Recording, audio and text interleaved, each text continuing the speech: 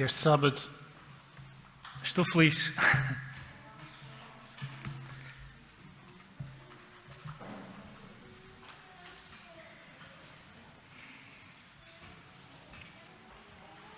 Não estou particularmente feliz porque venho pregar, mas estou feliz porque estou na igreja. Obrigado, Patrícia, obrigado, Jorge.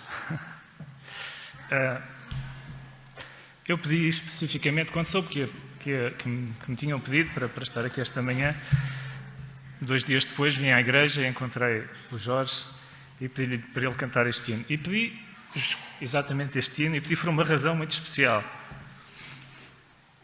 Nós este ano estamos a viver uma efeméride fantástica aqui na igreja, os 50 anos do templo.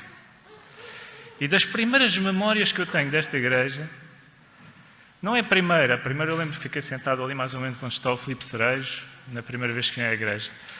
Mas das primeiras coisas que eu me lembro nesta igreja foi ver o pastor Jorge Duarte, que na altura era um jovem adolescente desta igreja, com um grupo de amigos, penso que a Patrícia não fazia parte nessa altura, que ela era mais pequenina, aqui neste lugar, a cantar exatamente este hino. E foi maravilhoso. Foi algo que me tocou muito. Eu era um miúdo de 7 anos e este hino foi para mim o hino favorito durante muito, muito tempo. Ainda hoje gosto muito dele. Por isso agradeço muito, meus queridos amigos, por terem trazido nesta manhã de sábado para todos nós e poderem ter partilhado esta melodia tão boa. Estou feliz porque a minha irmã contou a história das crianças. Obrigado, Miriam.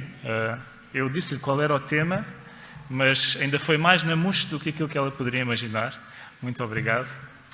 Muito obrigado a todos pelo convite para poder estar aqui nesta manhã de sábado. É uma alegria estarmos aqui, é uma alegria podermos partilhar a palavra de Deus. E eu esta manhã, um pouco na linha do pensamento de pensarmos no passado, de pensarmos naquilo que é a história desta igreja, eu pensei em partilhar com os irmãos aquilo que eu imagino, e reparem, isto é uma alegoria, é uma imaginação, é uma parábola, aquilo que eu imagino que terá sido a reunião de conselho desta igreja no domingo, dia 9 de maio de 1971. Sabem o que é que aconteceu no dia 8 de maio de 1971? Foi a inauguração do templo. Todos felizes, muitos convidados, a igreja cheia de gente vinda de todo o lado. O pastor Rogério ainda há pouco partilhou connosco nos vídeos que veio de Lisboa com o grupo da Igreja Central. Deve ter sido um momento fantástico, fascinante. Oh, irmã Fernanda, graças a Deus por isso. Eu imagino que no dia seguinte, quando a igreja está vazia, no dia seguinte, quando o Conselho acabou esta grande obra, no dia seguinte, em que temos uma igreja, um belo templo nesta cidade, eu imagino que a reunião de Conselho tenha sido uma reunião de Conselho especial. Imagino que tenha sido a primeira vez que o Conselho se reuniu no Salão de Jovens lá em baixo. Quantas mais reuniões de Conselhos foram feitas ali? Alguns de nós já participamos em muitas, não é verdade? Foi a primeira. Imagino que a secretária da igreja, não sei se era uma secretária, se era um secretário na altura, tenha estreado um livro novo de atas, para ser tudo novinho, para ser tudo fantástico. Imagino que o Conselho só tenha tido um ponto na agenda. E o ponto da agenda tenha sido: muito bem, temos uma igreja nova, muito bem, temos muitos bancos vazios. Qual é que deve ser o nosso foco principal? Qual é que deve ser a nossa prioridade? Em que é que devemos focar toda a nossa energia, toda a nossa atenção, para fazer com que esta igreja se torne numa igreja cheia? Imagino que este tenha sido o único ponto da agenda. Imagino que o pastor terá iniciado, eventualmente, com uma meditação motivacional, e quando passaram à discussão, pois bem, ele partilhou, na altura não havia muitas fotocópias, mas partilhou o ponto da agenda, e todos ficaram parados, a refletir, a pensar, e a tentar meditar o que é que poderia a Igreja fazer para que, passados 50 anos, como hoje, a Igreja possa ser uma Igreja com 330 membros. Imagino que o primeiro a responder tenha sido o irmão João. Há sempre um João em todo o lado. E por isso eu vou-lhe chamar João. Isto é uma alegoria, isto é uma... Não aconteceu mesmo, ok? É só para refletirmos. Imagino que o irmão João tenha sido o primeiro a falar. Ele normalmente era sempre a primeira pessoa a falar. O irmão João era alguém que era forte, era alguém que quase sempre, ou melhor, ele achava que sempre tinha razão. O irmão João gostava de fazer valer os seus pontos. Ele gostava que as pessoas acreditassem naquilo que dizia.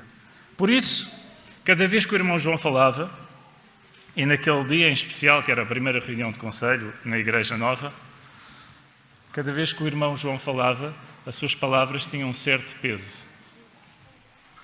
Então, o irmão João levantou a mão, o pastor deu-lhe a palavra, o irmão João disse: o que nós temos que fazer é chamar o pecado pelo próprio nome. Temos que falar com a voz de Deus. Temos que dizer que os outros cristãos, aquilo que os outros cristãos têm medo de dizer. Temos que fazer valer as nossas razões, temos que fazer valer as nossas doutrinas, nós temos a verdade, temos que ir para a rua e temos que ir dizer que todos estão errados e que nós somos os que estamos certos. Todos têm que ouvir. Então se parou de falar e todos ficaram em silêncio. Eles conheciam o irmão João, sabiam que ele tinha muitas vezes razão, é verdade, era um homem sábio da Igreja. Na sua mente ele achava que tinha sempre, como eu já disse, mas às vezes tinha. A sua opinião era que a Igreja fosse um juiz. Será que esse deveria ser o foco principal da Igreja aqui em Setúbal quando iniciou? Será que este deve ser o nosso enfoque hoje? Se calhar muita gente até lhe dava razão e eu até lhe dou uma certa razão também. Temos uma mensagem para partilhar, Jesus está à volta, temos que dizer às pessoas para se converterem, senão estão condenados. Mas como é que será que as gerações mais novas daquela altura encaravam esta atitude? Como é que será que os mais jovens olhavam para este tipo de ideia de ser um juiz, de estar sempre a procurar algo de errado para condenar? Eu imagino que, apesar de já terem passado 50 anos, os jovens daquela altura não eram muito diferentes dos jovens de hoje. E por isso eu gostava de vos ler duas citações de um livro. Um livro de 2012 de um autor que se chama David Kinnaman. David Kinnaman é um dos diretores do Barna Institute. O Barna Institute é um instituto americano que faz parte da academia e que se dedica sobretudo a estudar a religião cristã e a forma como a Igreja hoje em dia, no século XXI, pode ou não ter sucesso, pode ou não chamar crentes, pode ou não reter os seus membros, pode ou não ser uma Igreja relevante na sociedade, pode ou não ser uma Igreja que está presente e que está a cumprir a sua missão. Não é um instituto adventista, é um instituto cristão no geral, se bem que alguns adventistas trabalhem ali. Então, ele escreveu um livro, juntamente com outro senhor, que se chama Unchristian. E este livro, o Unchristian, que não existe em português e que se eu tivesse que traduzir o título seria um bocadinho difícil, é o incristão, ou não cristão, não no sentido de ser contra os cristãos, mas no sentido de ser outra coisa qualquer que não cristão. Neste livro, a contracapa diz o seguinte: o cristianismo tem um problema de imagem. Os cristãos devem representar Cristo para o mundo.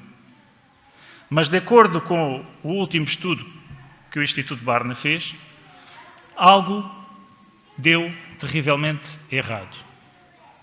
Usando descrições como hipócrita, insensível e crítico, os jovens compartilham uma impressão dos cristãos que é nada menos do que isto: não cristão, unchristian. Uma investigação inovadora sobre as percepções dos jovens de 16 aos 20 anos revela que os cristãos deram vários passos gigantescos para trás numa das suas atribuições mais importantes. E qual é essa atribuição mais importante? O Paulo referiu há bocadinho: representar Cristo no mundo.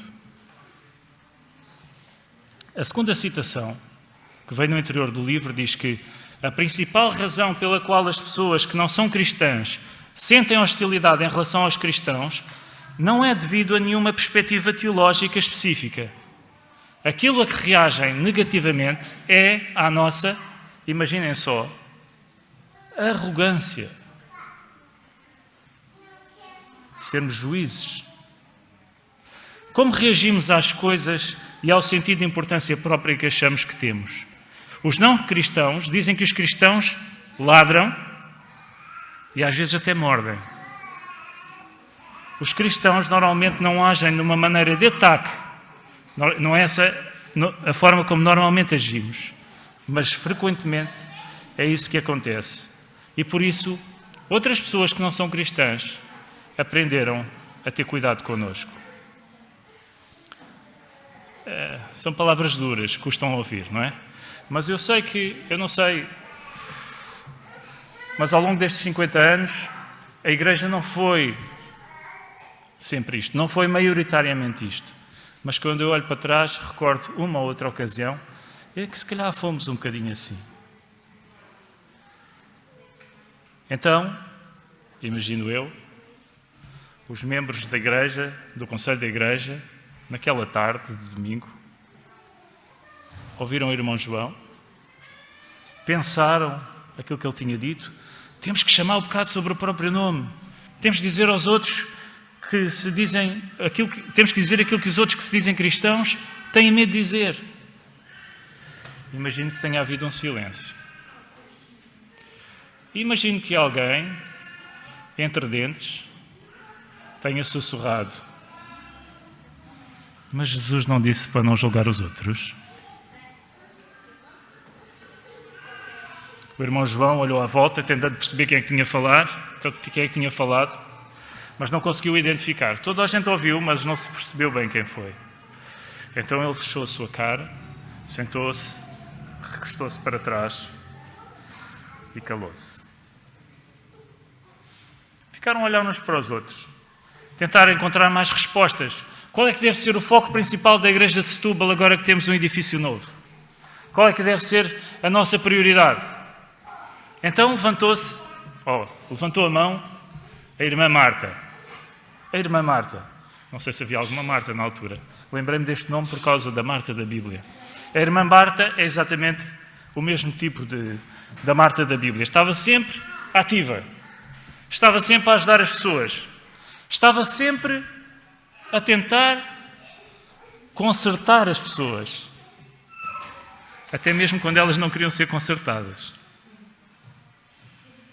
Nem sempre era fácil estar ao pé da irmã Marta. Às vezes, as pessoas diziam que ela tinha um complexo de Messias. Queria salvar toda a gente. Queria resgatar toda a gente. É mesmo esta a palavra. Queria consertar toda a gente. Então ela levantou a mão e disse, estamos em 1971, ela diz: olhem bem para o mundo à nossa volta. Olhem para o nosso país. Olhem para a cidade de Setúbal. Está uma enorme confusão. A guerra colonial, uma cidade empobrecida, um país com uma ditadura, tantos bairros degradados, as pessoas trabalham de sol a sol, com tão pouco poder de compra. Este mundo precisa de ser consertado. Como igreja, temos que ir por aí afora e consertar as pessoas. Temos que as salvar, temos que as resgatar. Precisamos de ser conhecidos como uma igreja que entra em ação, cuida das pessoas e consegue consertar aquilo que está errado. Não podemos ficar parados. Foi isso que disse a irmã Marta. Bom, Não era fácil, não era difícil concordar com a irmã Marta. Ela estava a identificar bem a cidade de Setúbal na altura. Estava a identificar bem quais eram os problemas da sociedade. Estava a identificar bem aquilo que provavelmente poderíamos fazer para ajudar as pessoas da cidade. O problema, imagino eu, é que naquela reunião havia muitas pessoas que já tinham sido consertadas pela Marta. E não tinham gostado muito daquela experiência. Imagino que se sentaram no banco, que se contorceram um bocadinho e começaram a pensar, bom, isto se calhar não é um processo um bocadinho mais doloroso do que aquilo que ela está a fazer parecer. Se calhar alguns até estavam a olhar para a sua vida e a pensar, eu se calhar preciso primeiro consertar a minha vida antes de ir consertar a vida dos outros. A quantos de vocês é que já aconteceu, que a mim acontece muito frequentemente, quando estou com mais stress, quando estou com mais agitação, quando estou com mais problemas, quando preciso mais de ser consertado, é quando vou ter com a minha mulher ou com o meu filho que os tento consertar a eles. Assim desvio a atenção, assim não penso nos meus problemas, assim não penso em mim, assim penso nos problemas dos outros e tento consertar os outros. É mais fácil consertar os outros do que lidar com os nossos assuntos. Quando não conseguimos controlar a nossa vida, tentamos controlar a vida dos outros. E era assim um bocadinho a Marta. Chama-se isto o complexo do Salvador. E o complexo do Salvador é a mesma expressão da psicologia, que diz que é quando uma pessoa sente esta necessidade de salvar as outras pessoas. Fica com tendência de procurar pessoas que desesperadamente precisam de ajuda para tentar mudar a sua vida, para tentar ajudar, para tentar fazer alguma coisa por elas. Às vezes sacrificam as suas próprias necessidades para socorrer as necessidades dos outros. Os irmãos já me viram aqui falar muitas vezes sobre o facto de, como igreja, devermos ser abertos à sociedade e ajudarmos os outros. Não me estou a contradizer, de certa forma. A questão é, como é que nós podemos consertar? Como é que nós podemos fazer algo pelos outros quando temos algo que precisamos que Deus faça por nós também?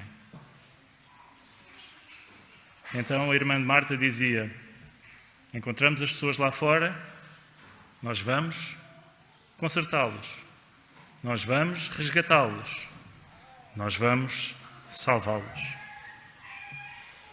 O que não foi dito naquela tarde é que a irmã Marta se esqueceu de olhar para si mesma e que ela própria precisava de conserto. As palavras dela ainda pairavam no ar. Algumas pessoas assinavam que sim, que tinha razão. Até que alguém pediu a palavra e respondeu, irmã Marta, eu tenho alguma dificuldade em encontrar na Bíblia qual é o versículo que diz, ide e consertai os outros. Onde é que isso está escrito? A irmã Marta, num grunhido, cruzou os braços, sentou-se para trás, recostou-se e ficou caladinho. E todos ficaram calados durante mais um pouco. Mas a pergunta continuava no ar. Temos uma igreja nova. Temos muitos bancos vazios. Qual deve ser a nossa prioridade? O que é que devemos fazer para mudar isto? O que é que devemos fazer para ser uma igreja eficaz? O que é que devemos fazer para, daqui a 50 anos, termos 330 membros? Então, o irmão, vamos chamar-lhe Ângelo, ok? Não sei se havia algum irmão Ângelo na altura, espero que não. O irmão Ângelo levantou a mão. Toda a gente conhecia o irmão Ângelo. O irmão Ângelo era dos irmãos mais velhos da igreja.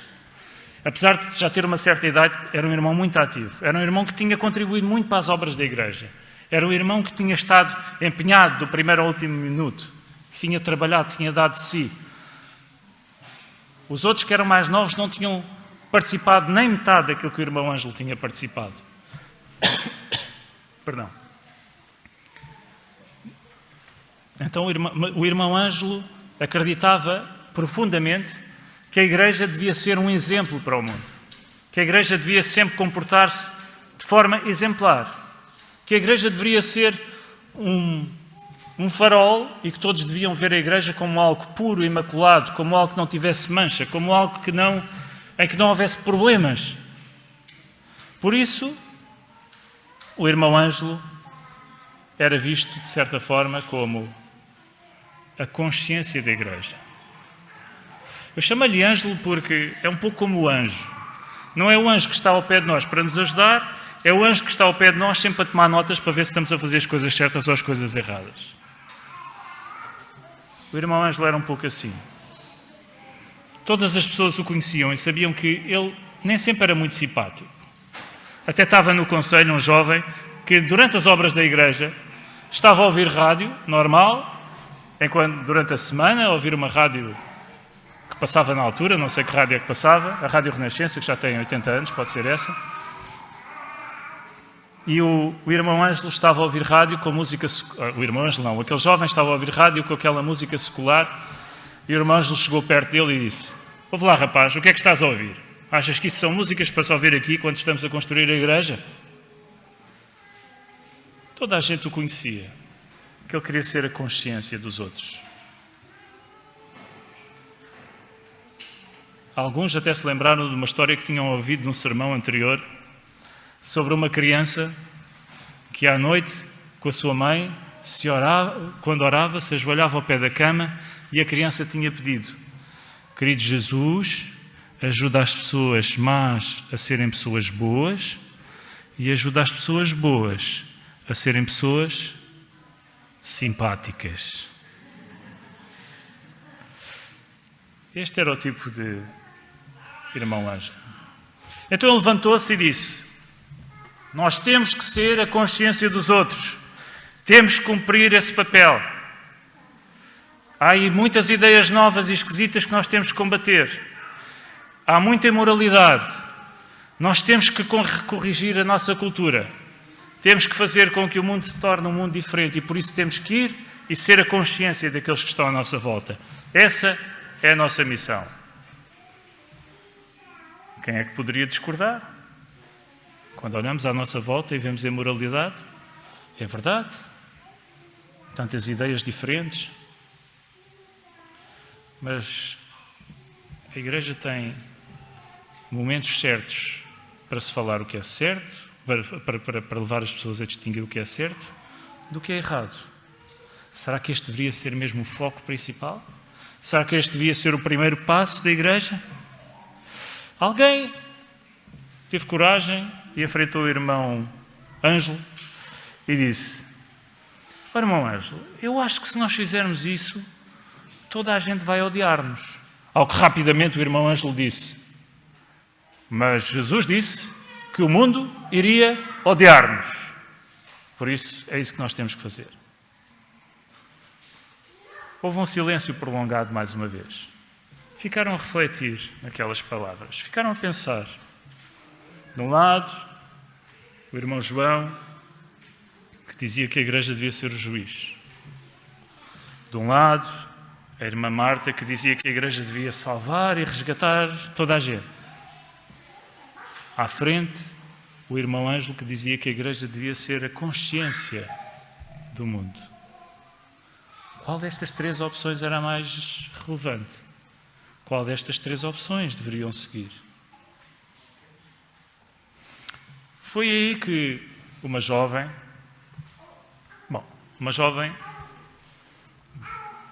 para os mais velhos era uma jovem. Aliás, os conselhos de igreja normalmente não têm pessoas muito jovens. Na casa dos 30. Não estava em Setúbal há muito tempo, nem sequer tinha participado muito nas obras. Esta senhorita chamava-se Maria. E também a chamo Maria por causa da Maria dos Evangelhos. Ela levantou a mão. As pessoas gostavam da Maria. Ela era uma boa pessoa, era uma pessoa bondosa, era uma pessoa que tinha um ar de autenticidade. Ela não fugia aos problemas. Quando surgia alguma questão difícil, tentava contribuir de uma forma construtiva para esse problema, para essa dificuldade. Mas fazia-o com compaixão, com carinho, tentando colocar-se na posição de todas as pessoas. Falava com cuidado. E não só falava com cuidado, como muitas vezes era cativante na maneira como falava. Então a Maria levantou a mão. O pastor deu-lhe a palavra e a Maria começou a falar. A Maria, na realidade, não começou a falar o que ela pensava. A Maria abriu a Bíblia e abriu em 2 textos. Um texto do Evangelho segundo São João e outro texto da carta de Paulo aos Romanos. O primeiro, do capítulo 13 de João, numa altura em que Jesus estava na véspera de ser crucificado e dando as últimas instruções aos discípulos. Então ela leu João 13, 34 e 35. Se os irmãos quiserem acompanhar, diz o seguinte. É um texto muito pouco conhecido, aliás. Nunca ninguém leu este texto. Novo mandamento vos dou. Amai-vos uns aos outros, como eu vos amei a vós. Assim também deveis amar uns aos outros. Nisto conhecerão todos que sois meus discípulos, se vos amardes uns aos outros. Jesus aqui está a falar com a sua equipa, está a falar com os seus amigos, está a falar com os seus discípulos, está a falar com aqueles que eram próximos deles, com os seus companheiros, aqueles que iam seguir as suas pisadas, que iam fazer o que ele fez. E no fundo, quando eles ouvem estas palavras, pensam, espera lá, foi exatamente isto que nós vimos Jesus fazer estes 3 anos e meio. Todos conhecerão que sois meus discípulos, se quê? Se vos amardes uns aos outros. Para Jesus, este era o ponto principal. Aliás, foi o ponto principal que ele teve na sua vida. E assim, ele queria que os discípulos também fizessem o mesmo uns pelos outros. Tivessem este amor, esta virtude que está acima de todas as outras. Esta forma de vida que percorre toda a Bíblia do Gênesis ao Apocalipse. Mas eu penso que não tenho que dizer isto, mas vou dizê-lo na mesma. Alguns que se calhar que estão a ouvir, quando pensam em amor, pensam em quê? Coisinhas românticas, não é? Um jantar à luz das velas, estar ao luar, observar as estrelas, um casal de apaixonados, comer algodão doce, o que quer que seja. Não é nada disso que estamos aqui a falar, está bem? O amor que Jesus aqui fala é algo robusto, algo vital, algo que enfrenta os tempos difíceis, que lida honestamente com os outros, ou seja, quando os outros têm problemas é honesto falando sobre isso, mas com graça, com humildade, está disposto a agir no interesse do outro. A Marta queria fazer tudo, mas se calhar não pelas boas razões. Este amor faz as mesmas coisas, mas com outro espírito. Está disposto a tomar medidas que têm que ser tomadas, mas faz isso sempre olhando para a honra e para a dignidade das pessoas com quem está a tratar. Este amor é um sacrifício próprio. É o renunciar ao eu. Este amor, tal como o perdão, Beatriz da Escola Sabatina, é uma característica divina. Então este foi o primeiro texto que eu imagino que a Maria leu. E depois imagino que ela leu o segundo texto, que encontramos em Romanos, no capítulo 13. É também um texto muito conhecido das Escrituras. Romanos 13. E vamos ler os versículos 8 a 10, que dizem o seguinte. A ninguém devais coisa alguma, a não ser o amor com que vos ameis uns aos outros. Pois quem ama ao próximo cumpriu a lei. Com efeito, não adulterarás, não matarás, não furtarás, não darás falso testemunho, não cobiçarás, e se há algum mandamento, tudo nesta palavra se resume. Amarás o teu próximo como a ti mesmo. O amor não faz mal ao próximo, de sorte que o cumprimento da lei é o amor. Enquanto que Jesus estava a falar com o seu grupo de amigos, estava a falar com a sua equipa, Paulo aqui está a tornar a sua palavra mais abrangente. Paulo aqui está a falar para toda a gente, que este amor é extensível a todos. Não é apenas para os membros da igreja, mas é para toda a comunidade, para todas as pessoas à volta. Qualquer pessoa, qualquer próximo que precise de ajuda. Ele diz, eu acho interessante este início de como Paulo começa a falar. Ele diz, a ninguém devais coisa alguma. Porquê é que isto está aqui? O que é que isto tem a ver com o resto do amor? Eu gosto de pensar que, mesmo que estejamos endividados até à ponta dos cabelos, eventualmente algum dia conseguiremos pagar. Mas em relação ao amor, por mais amor que nós paguemos, por mais amor que nós tenhamos, por mais amor que nós demos, por mais amor que nós partilhemos, nunca vamos conseguir pagar a dívida de amor que temos para com o nosso querido Jesus Cristo. E por isso, cada um de nós deve continuar a amar. Continuar a amar. Continuar a amar. Como Deus fez. Como Jesus fez. Qualquer pessoa. Não apenas os da igreja. Não apenas os da família. Não apenas aqueles que gostamos. Mas aqueles que estão à nossa volta. Imagino que este tenha sido o segundo texto que a Maria leu. E que depois de ler este texto ela tenha refletido um pouco sobre os textos e tenha dito o seguinte: estamos aqui porque achamos que a igreja é nova, é bonita, mas como igreja precisamos de ser salvos. Vivemos tempos difíceis, é verdade, mas temos esperança. Por isso, cada um de nós deve se comprometer com esta missão. Este sonho de uma nova igreja, um novo tipo de igreja, uma igreja que terá um impacto profundo nesta cidade. Por isso é que temos que decidir qual é o foco principal. E qual é este foco principal? Será que é ser o juiz da igreja? Ou será que é ser o juiz do mundo? Será que é ser o salvador da igreja? Ou o salvador do mundo? Será que é ser a consciência da igreja? Ou a consciência do mundo? Então a Maria parou e disse: meus amigos, eu tenho uma coisa para vos dizer. Essas 3 funções já estão atribuídas. Esses 3 empregos já estão dados. Aquele que é o juiz é Deus. Aquele que é o Salvador é Jesus. E aquele que nos ajuda da nossa consciência é o Espírito Santo. Por isso,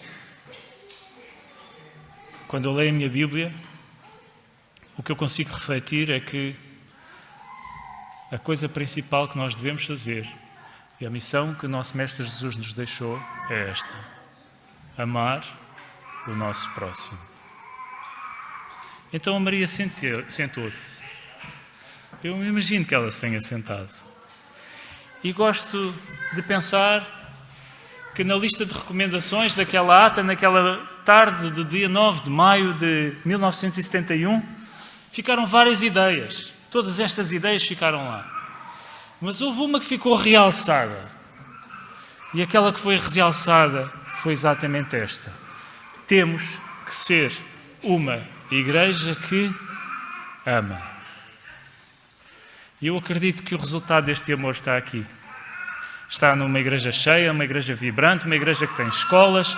Quando eu penso nos quase 40 anos que tenho nesta comunidade, eu penso em tantas coisas maravilhosas que têm sido feitas por amor. A forma como os desbravadores, os jovens se têm envolvido. A forma como a escola tem contribuído para esta sociedade. A forma como cada departamento da igreja tem sido uma luz para aqueles que estão à volta. Sempre empenhados com amor. A forma como a ADRA também se tem revelado em ação e em ajuda àqueles que estão à nossa volta. Eu acredito que quando nós agimos com amor, é como uma força magnética que atrai aqueles que estão à nossa volta. E pela graça de Deus, acredito que essa igreja foi assim que cresceu. Mas, sendo muito honesto, eu devo dizer que quando penso e tento aplicar esta palavra a mim mesmo, fico um pouco preocupado. Porque se calhar eu não amo sempre. Eu se calhar às vezes, se me derem o trabalho de julgar, eu se calhar sou o primeiro a dizer, sim, realmente aquela pessoa, Se me derem o trabalho de tentar salvar os outros e evitar os meus próprios problemas, eu até trabalho na ADRA, a minha vida é ajudar os outros. Estou logo lá. Se me derem o trabalho de ser a consciência de outra pessoa e dizer, olha, não, o irmão não está a agir bem, vou logo, sou o primeiro. Mas se me pedem para amar,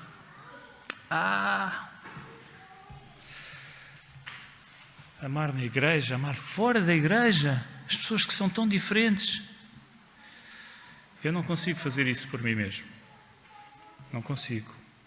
Não sei como é que é convosco. Eu sei que este é o aspecto principal da vida da igreja. Eu sei que é assim que a igreja devia ser conhecida. Eu sei que é assim que a igreja tem crescido e pela graça de Deus continuará a crescer. Mas para mim, infelizmente, frequentemente, eu falho neste aspecto.